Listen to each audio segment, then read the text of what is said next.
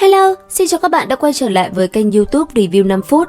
Ở cuối tập 85, sau khi cái tên Kim Sĩ Tiểu Bằng Vương cùng Diệp Phàm võ mồm một hồi, cả hai đã liền cùng nhau xuất hiện ở tại lôi đài quyết chiến. Rất nhanh, ngay khi cuộc võ mồm kết thúc thì cũng là lúc lôi đài ở nơi đây biến đổi, một cảnh tượng tráng lệ cũng liền hiện ra. Lúc này, xung quanh khán đài, những nhân vật máu mặt nhất cũng đã xuất hiện để theo dõi cuộc chiến giữa hai thiên tài. Nhìn Diệp Phàm bị Tiểu Bằng Vương làm khó, đám người Đỗ Phi cùng Nhan Như Ngọc lo lắng vô cùng. Bọn họ hiểu cuộc chiến này sẽ là vô cùng nguy hiểm. Còn ở dưới đài, sau một hồi nhìn nhau và võ mồm quyết liệt, cả hai rốt cuộc cũng bắt đầu khẽ giơ cánh tay lên ra hiệu. Sau đó, lấy tốc độ như tia chớp, chỉ trong nháy mắt, thân thể Tiểu Bằng Vương tựa như một luồng lôi điện đã liền phóng thẳng về phía Diệp Phàm. Trên tay của hắn, một luồng lôi điện đã bạo phát rồi chụp tới. Thấy vậy, Diệp Phàm gầm lên, ngay lập tức, một quyền trên tay cũng liền sáng lên rồi trực tiếp ngạnh kháng với Tiểu Bằng Vương. Trong khoảnh khắc va chạm, một tiếng ầm ầm nổ vang làm nơi đây như sáng lên từng mảng. Sau một đòn đó, Diệp Phàm bị hất văng. Tuy nhiên, anh ấy rất nhanh đã ngưng quyền, thân thể lập tức lao đi để lại một đạo tàn ảnh. Chỉ trong nháy mắt, một đòn công kích mang theo lôi điện kinh người đã liền đánh xuống đầu Tiểu Bằng Vương đang đứng ở phía dưới.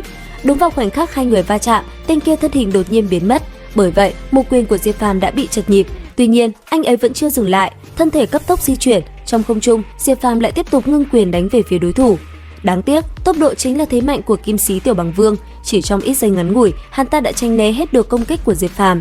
Chẳng những vậy, bàn tay hắn ta chỉ khẽ động, lôi điện đã liền đánh xuống trúng người Diệp Phàm, làm nam nhân kia chỉ biết giãy giụa.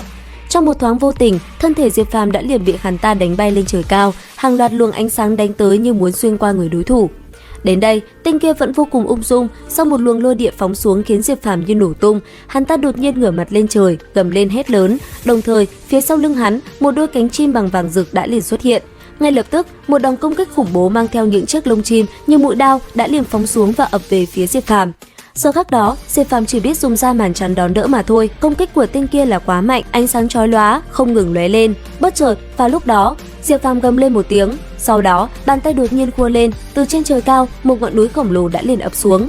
Nháy mắt trôi qua, cả khoảng sân rộng lớn đã bị bao phủ bởi ngọn núi, giống như Thái Sơn áp đỉnh, chấn động kịch liệt vang ra. Tuy nhiên, nó cũng không khiến Tiểu Bằng Vương gặp khó, chỉ thoáng động thân, một quyền của tên kia đã liền tung ra, phá vỡ ngọn núi vàng rực. Thế nhưng ở bên ngoài, Diệp Phàm thì vẫn chưa dừng lại. Sau một đòn đó, anh ấy bảo thuật thi triển, một bàn tay khổng lồ đã liền chộp về phía Tiểu Bằng Vương. Chỉ trong tích tắc, khi đã tóm được thân thể đối thủ, Diệp Phàm liền kéo nó về phía mình, rồi một quyền ngưng tụ lực lượng mạnh mẽ, kèm theo lôi điện chấn bay tên kia, lộn vài vòng trên không, khiến hắn ta thổ huyết, mãi sau mới dừng lại được. Trên khán đài, chứng kiến cảnh tượng này, có không ít người cũng phải cảm thấy kinh ngạc, nhất là Đỗ Phi, hắn ta vô cùng kích động, hiển nhiên là huynh đệ của mình không làm hắn phải thất vọng. Còn phía dưới, sau một đòn này, cái tên Tiểu Bằng Vương thì đã nổi giận, ngay lập tức, quần áo trên người hắn rách toác để lộ ra thân thể cường tráng. Đồng thời trên trời cao, một con chân long cùng một con chu tước cũng liền xuất hiện, đánh thẳng về phía Diệp Phàm. Thấy vậy, Diệp Phàm cũng gầm lên, quần áo trên người như bị phá nát, chiến giáp bao phủ toàn thân, một tấm lá chắn phòng ngự cũng liền hiện ra. Chỉ trong ít giây ngắn ngủi, cả hai đã đồng thời hét lớn rồi thi triển công kích đánh về phía đối thủ. Trong khoảnh khắc va chạm, một vụ nổ cũng ầm ầm bạo phát, làm đấu trường như bị phá nát, cả hai bị hất văng ngược về phía sau. Tuy nhiên, sau một đòn đó, cả hai vẫn chưa dừng lại, gầm lên một tiếng, Diệp Phàm liên hóa thành một con chu tước màu tím phóng thẳng lên bầu trời, một luồng sức mạnh khủng bố kèm theo hỏa diễm cũng liền phóng về phía đối thủ. Thấy vậy, cái tên Tiểu Bằng Vương tức giận, hắn ta cũng mau chóng vận lực tạo thành lá chắn đón đỡ công kích của Diệp Phàm. Làm xong, hắn ta nghiến răng gầm lên, một quyền khủng bố nháy mắt ngưng tụ, kéo theo luồng sức mạnh của chân long cùng chu tước đập thẳng vào người Diệp Phàm.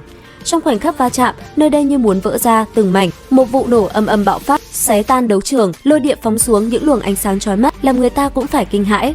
Đến khi kinh khí biến mất, lại một lần nữa, cả hai bị hất văng. Tuy nhiên, Diệp Phàm đã ngay lập tức ngưng tụ một quyền khổng lồ đập xuống. Khoảnh khắc va chạm, Tiểu Bằng Vương liền bị hất bay, trên miệng rỉ ra một tia huyết sắc. Tới đây, hắn ta đã rơi vào phẫn nộ. Ngay lập tức từ trên trời cao, một thanh đại hoang chiến kích đỏ rực như núi lửa đã liền xuất hiện và được Tiểu Bằng Vương cầm trên tay. Nhất thời, khi hắn ta cầm vào nó, lôi điện cũng ầm ầm bạo phát, sức công phá là vô cùng kinh khủng. Phía đối diện, Diệp Phàm cũng gầm lên, ngay sau đó, chiếc lư đỉnh vàng rực đã liền xuất hiện hóa khổng lồ lơ lửng giữa trời. Thấy vậy, Tiểu Bằng Vương gầm lên hét lớn, đại hoang chiến kích mang theo lôi điện khủng bố đã liền đánh xuống. Đối diện với nó, Diệp Phàm cũng liền dùng lư đỉnh mạnh mẽ đón đỡ. Trong khoảnh khắc va chạm, một vụ nổ kinh thiên động địa bạo phát, sân đấu lập tức vỡ ra làm hai nửa, lôi điện xuyên thủng trời cao, làm kinh khí bạo phát như muốn phá hủy nơi này. Cứ thế, hai người giằng co một hồi, sau đó, đột nhiên Diệp Phàm cười nhẹ quát, ngươi tưởng rằng có thể lấy mạng ta thật sao? Quên không nói cho ngươi biết, chiến đấu đồng giai, ta chưa có đối thủ. Dứt lời, Diệp Phàm một tay liền một tay nắm lấy chiến kích đỏ rực trước mắt, một tay còn lại, anh ấy ngưng quyền, sau đó đánh thẳng về phía đối thủ. Cứ như thế, Tiểu Bằng Vương bị hất văng, giữa không trung, hắn bị Diệp Phàm liên tiếp tung quyền, thân thể tả tơi trông vô cùng thê thảm, cuối cùng là bị Diệp Phàm một cước đá văng xuống mặt đất. Đến đây thì hết tập 86 Giả Thiên. Liệu rằng kết cục của trận chiến sẽ như thế nào? Theo dõi kênh YouTube Review 5 phút vào tối nay để biết thêm chi tiết các bạn nhé. Xin chào và hẹn gặp lại!